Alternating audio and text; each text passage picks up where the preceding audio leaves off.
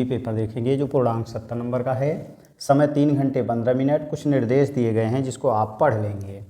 इस निर्देश के बाद अगर हम ऊपर आते हैं तो हमारा खंड अ बहुविकल्पी प्रश्न है, जिसमें पहला प्रश्न है किन्हीं दो धनात्मक पूर्णांकों ए और बी के लिए कह रहा है कि ए बराबर है मास ए गुणे बी।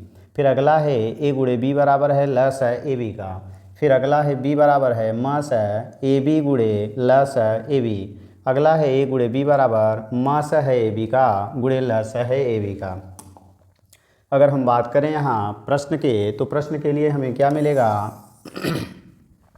हम चूँकि जानते हैं अगर दो संख्याएं ए और बी हैं तो दोनों का महत्तम गुणे लघुत्तम 2 होता है, उनके गुणनफल के बराबर होता है। यानी मिल जाएगा मास गुणे लस बराबर ए गुणे बी। तो यहाँ मिला ए गुणे बी बराबर है ए बी का मास गुणे है ए बी का लस। इसका मतलब है ऑप्शन नंबर डी हमारा सही हो जाएगा। दूसरा प्रश्न लेते हैं कि एक शून्येतर परिमेय एवं अपरिमेय संख्या का भागफल होता है। तो अगर हम एक को परिमेय ले लें तो मान लीजिए पहला उसने दिया है कि एक शून्येतर परिमेय संख्या, तो एक हम परिमेय ले लेते हैं, 1 2 3 कुछ भी ले सकते हैं। और दूसरी संख्या अपरिमेय है, यह कड़ी के अंदर ले लें, 2 3 4 छोड़ के 4 छोड़ देंगे तो यहाँ आ जाएंगे। तो अगर मान निकालेंगे तो देखेंगे कड़ी में 2 या तो ऊपर या तो नीचे कहीं न कहीं कड़ी बची रहेगी, यानी यह एक अपरिमेय संख्या है। तो हमेशा एक शून्योत्तर परिमेय एवं अपरिमेय का भागफल जो होता है वह प्राकृतिक संख्या नहीं हो सकती, अपरिमेय संख्या होगी, यानी ऑप्शन नंबर हमारा बी सही होगा। फिर हम आएंगे प्रश्न संख्या तीसरा। करा यदि m बराबर 5 है और n बराबर है m + 7, तो कह रहा है कि कैंडी के अंदर दिया गया है m² + n² का मान हमें ज्ञात करना है। तो m की वैल्यू हम यहाँ रखेंगे तो n बराबर है m + 7, यानी n बराबर है m + 7 है। और यहाँ पर m की वैल्यू 5 दे दिया है तो यहाँ हम 5 रखेंगे तो +7 यानी 12 आ जाएगा। तो n की वैल्यू हमें 12 मिल जाएगी और m की वैल्यू हमें 5 दिया गया है। अब हम क्या करेंगे, इस वैल्यू को इसमें रखेंगे, कैंडी के अंदर दिया गया है m² + n², तो बन जाएगा m की वैल्यू हमें 5 है तो 5 का स्क्वायर + 12 का स्क्वायर, तो ये बन जाएगा 25 और +12 ब्रह्म में 144 होता है, दोनों जोड़ेंगे तो कैंडी के अंदर 169 अर्थात 13 आ जाएगा। तो पूछ रहा था इसका मान क्या होगा, तो 13 हो जाएगा। 13 हमारा ऑप्शन नंबर सी है, इसलिए सी सही हो जाएगा। अब अगला प्रश्न हम ले लेते हैं, प्रश्न संख्या 4 है। चूँकि यहाँ स्टार लगा हुआ है इसका मतलब है कि 2024 में ये प्रश्न नहीं पूछा जाएगा, इसको हम छोड़ दे रहे हैं। यदि कोई समस्या हो तो आप कमेंट करके हमें बताएंगे तो हम इसका फिर से वीडियो डाल देंगे। अगला है प्रश्न संख्या, अगली है हमारी प्रश्न संख्या हमें दी गई है। प्रश्न संख्या 5 में हम आएंगे तो दिया है a1x + b1y + c1 = 0 तथा a2x + b2y + c2 = 0 दो रैखिक समीकरण हैं। यदि कह रहा है a1/a2 ये बराबर है b1/b2 और यही बराबर है c1/c2, तो रेखाएं समांतर होंगी। तो समांतर के लिए केवल 2 बराबर होना चाहिए, तीसरा बराबर ना हो, तो पहला कैंसिल हो गया। दूसरा रेखाएं समपाती, चूँकि सभी का अनुपात बराबर है इसलिए ये रेखाएं जो दोनों दी गई हैं ये रेखाएं समपाती होंगी, अर्थात हमारा ऑप्शन नंबर बी सही होगा। अगला है छठवां, किसी संख्या का 1/3 भाग 21 के बराबर है तो वह संख्या होगी। तो यहाँ हम संख्या मानेंगे x, कह रहा है इसका 1/3 का माने गुणे 1/3 माने 1/3 और बराबर दे दिया है कितना 21 है। तो तिर्यक हम गुणा करेंगे तो x बराबर 3 × 3 3 दूनी 6 यानी 63 हो जाएगा। और छठवां में ऑप्शन नंबर सी हमारा सही होगा। फिर अगला है यदि द्विघात समीकरण x² + 2ax - p = 0 का एक मूल, कह रहा है -2 हो तो p का मान ज्ञात करना है। इस मान को हम इसमें रखेंगे x के स्थान पर, तो ये बनेगा हमारा -2 का स्क्वायर हो जाएगा +2 गुणे -2, क्योंकि x की वैल्यू -p = 0 होगा। यहाँ आएंगे 2 दूनी 4 हो जाएगा, -4 हो गया और -p = 0 हो गया। ये इससे कैंसिल हो जाएगा तो p बराबर हमें 0 मिल जाएगा और p = 0 हमारा ऑप्शन नंबर ए सही है, तो ये हमारा आंसर ए बन जाएगा। अगला स्टार लगा हुआ है क्वेश्चन नंबर 8 में, तो ये भी हमारा 2024 में नहीं पूछेगा, तो इसको हम छोड़ दे रहे हैं। यहाँ हम आएंगे तो दिया हुआ है प्रश्न संख्या 9, कह रहा है x अक्ष पर स्थित एवं बिंदु 2, -5 और -2, 9 से समदूरस्थ बिंदु के निर्देशांक होंगे। तो यक्स अक्ष पर कह रहा है, इसका मतलब यहाँ पर जो निर्देशांक बनेगा यक्स का मान तो रहेगा, लेकिन यक्स अक्ष पर वाई का मान 0 होता है। अब ये कह रहा है बिंदु दिया है इतने समदूरस्थ, इसका मतलब इसके बीच की दूरी और इसके बीच की दूरी बराबर होगी। तो d बराबर होता है सूत्र हमारा, यानी अंडर रूट में x1 माइनस x2 का whole square plus y1 minus y2 का होल स्क्वायर, ये सूत्र है। तो यहाँ पर कह रहा है अगर इसको हम a मान लें, इसको b मान लें और इसको p मान लें, तो जो हमारा PA दूरी है वो कह रहा है PB के बराबर होगा। तो अगर हम स्क्वायर करेंगे PA स्क्वायर, ये बराबर हो जाएगा PB स्क्वायर, जो कड़ी के अंदर था अब ये कड़ी से बाहर हो जाएगा। अब यहाँ पर हम यक्स माइनस 2 ले लेंगे, तो यक्स माइनस 2 होगा, फिर प्लस 0 माइनस 5, तो माइनस माइनस प्लस हो जाएगा, तो 0 प्लस 5 हो जाएगा। इसी तरह से इसके बीच की दूरी निकालेंगे तो यक्स माइनस माइनस प्लस हो जाएगा, और फिर 0 माइनस 9 बन जाएगा, 0 माइनस 9 स्क्वायर करेंगे तो यहाँ मिल जाएगा हमें यक्स स्क्वायर प्लस 2 दूनी 4 माइनस 2ab, यानी 2 दूनी 4 यक्स बन जाएगा, ये प्लस 25 हो जाएगा, बराबर यक्स स्क्वायर प्लस 2 का स्क्वायर 4 होगा और प्लस 2ab 4 यक्स हो जाएगा, प्लस 9 9 81 बन जाएगा। एक्स स्क्वायर दूसरी तरफ जाएगा कैंसिल हो जाएगा, प्लस 4 दूसरी तरफ जाएगा माइनस 4 होकर कैंसिल होगा, ये इस साइड जाएगा जुड़ जाएगा, तो 4 4 यहाँ हमें मिल जाएगा 8 यक्स, और ये बराबर। अब यहाँ आ जाएंगे तो ये 25 दिया है, 81 आके घटेगा, यानी माइनस 81 होगा प्लस 25 हो जाएगा। अब घटाएंगे तो 11 में से 5 घटाएंगे 6 आएगा, और 7 में से 2 5 आ जाएगा, तो यक्स बराबर मिलेगा माइनस 56/8, 8 सत्ते 56 माइनस 7 हो गया। तो यहाँ पर हमें मिला क्या, यक्स का मान माइनस 7 मिल गया और वाई का मान 0 है। तो माइनस 7 0 हम देखेंगे कहाँ दिया है, तो ऑप्शन नंबर बी है हमारा माइनस 7 0, यही हमारा आंसर सही हो जाएगा। प्रश्न संख्या है हमारा 10।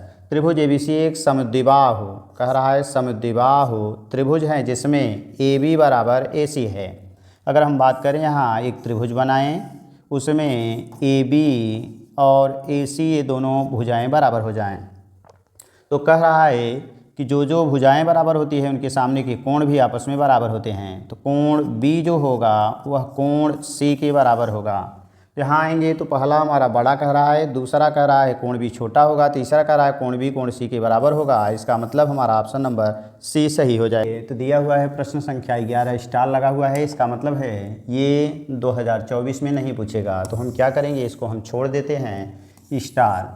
12 में भी स्टार लगा हुआ है, ये भी 2024 में नहीं पूछेगा। आगे आएंगे प्रश्न संख्या 13 है कि यदि साइन ए बराबर कास ए हो तो ए का मान होगा। अगर हम यहाँ पर ऑप्शन रखते हैं तो साइन 0 और कास 0 के मान बराबर नहीं होते हैं। साइन 30 का मान 1/2 और कास 30 का मान करीब 3/2 होता है, ये भी बराबर नहीं होते हैं। लेकिन अगर हम 45 रखते हैं तो साइन 45 का मान और कास 45 का मान बराबर होता है, तो ऑप्शन नंबर हमारा सी सही हो जाएगा। अगला है क्वेश्चन नंबर 14 यानी 14। यदि a बराबर 30 अंश तो 1 + tan स्क्वायर बटे 1 + cot स्क्वायर का मान होगा। अब यहाँ हम मान रखेंगे तो 1 + 30 अंश रखेंगे तो tan स्क्वायर 30, tan 30 का मान 1/3 होता है, स्क्वायर है तो 1/3 हो जाएगा। 1 + cot 30 यानी 1/3 का उल्टा 3/1 हो जाएगा। 3 × 3 = 4/3 होगा, नीचे 4 आएगा बटे 1 लिख देंगे तो 4/3 होगा, पलटी मारेंगे 1/4 होगा, ये इससे कैंसिल होगा और 1/3 आ जाएगा। तो 1/3 हमें मिलेगा कहाँ, ऑप्शन नंबर डी हमारा सही हो जाएगा। अगला प्रश्न हम ले लेते हैं 15। यदि एक गोले की त्रिज्या को 2 गुना कर दिया जाए तो पृष्ठीय क्षेत्रफल में होने वाली प्रतिशत वृद्धि होगी। अब इसके लिए अगर हम सवाल को लगाते हैं तो थोड़ा सा बड़ा होगा, तो इसके लिए हम करेंगे क्या, चूँकि त्रिज्या को 2 गुना करने पर तो यहाँ पर हम आ जाएंगे प्रतिशत निकालेंगे। कोई भी चीज़ अगर 2 गुना हो रही है तो इसका मतलब है कि उसमें वृद्धि 1 की हो गई, और 1 की वृद्धि होने का मतलब 1 को अगर हम प्रतिशत में बदलेंगे तो 100% होता है। तो यहाँ पर अब हमारा त्रिज्या r² होती है, और जहाँ पर r² होता है उसके लिए सूत्र हमारा होता है x + y + xy/100। तो वृद्धि हो रही है तो 100 + 100, चूँकि त्रिज्या माने दोनों मान आपस में बराबर हैं इसलिए दोनों का 100 हो जाएगा। यहाँ मिलेगा 100 × 100 और बटे 100, ये इससे कैंसिल हो गया। 100 + 100 + 100 यानी 300%, यही हमारा आंसर हो जाएगा। तो 300% हम देखेंगे कहाँ है, ये हमारा सी है, यही आंसर होगा। तो अगला हम आएंगे 16 में स्टार लगा हुआ है, इसका मतलब ये भी परीक्षा में नहीं। 17 दिया गया है कि निम्नलिखित सारणी का माध्य होगा, इसका हमें माध्य यानी समांतर माध्य निकालना है। तो इसके लिए हम करेंगे क्या, वर्ग अंतराल और बारंबारता दिया है, दोनों जोड़ के 2 का भाग देंगे तो 0 + 2 में 2 का भाग देंगे तो 1 आएगा, 2 4 2 6 में 2 का भाग दे देंगे 3 आएगा, 6 4 10 में 2 का भाग 5 आएगा, और 8 6 14 में 7 आ जाएगा, फिर 18 में 9 आएगा। अब इसका हम इसमें गुणा करेंगे तो 3 1 का 3 मिलेगा, प्लस फिर इसका गुणा इसमें करेंगे तो 3 आएगा, फिर 5 5 25 हो जाएगा, फिर 4 7 28 हो जाएगा, फिर 7 9 63 होगा। अब हम क्या करेंगे, पूरे को जोड़ लेंगे तो 3 3 6 5 11 8 19 1 20 2 22 की 2 हासिल 2 6 2 8 2 10 2 12। अब इसमें चूँकि हम बारंबारता यानी जोड़ेंगे तो ये बन जाएगा n 7 4 11 16 17 18 19 20, यानी ये 20 हो गया। अब हमारा ये बना सिग्मा एफ, यानी ये दोनों का गुणा कर दिए तो एक एफ था एक यक्स था, सिग्मा एफ यक्स हो गया। और नीचे आ जाएंगे तो n होता है तो n का मान 20 हो गया। अब हम करेंगे क्या, भाग दे देंगे तो 1 0 हटा देंगे तो 1 अंक पर दशमलव लग जाएगा, तो 2 का भाग दे देते हैं, 2 6 12 2 1 का 2, 1 अंक पर दशमलव लगाएंगे तो यही हमारा बन जाएगा 6.1, और 6.1 हमारा ऑप्शन नंबर डी सही है, तो यही हमारा सही हो जाएगा। अगला है किसी बारंबारता बंटन का माध्य। माध्य का मतलब यही समांतर माध्य दिया है और बहुलक दे दिया है, तो उसका माध्यक पूछ रहा है। सूत्र हमारा होता है बहुलक, बहुलक ये बराबर होता है 3 माध्यक और माइनस होता है 2 माध्य।